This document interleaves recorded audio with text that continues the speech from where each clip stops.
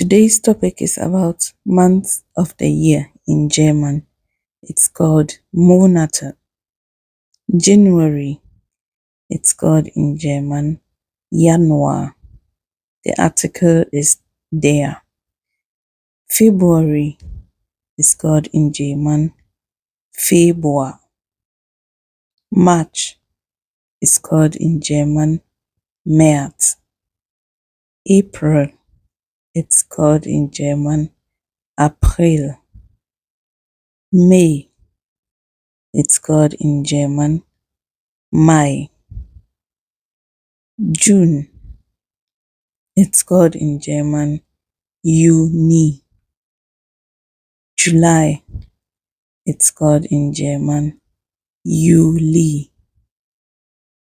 August, it's called in German August. September, it's called in German September. October, it's called in German Oktober. November, it's called in German November. December, it's called in German Dezember.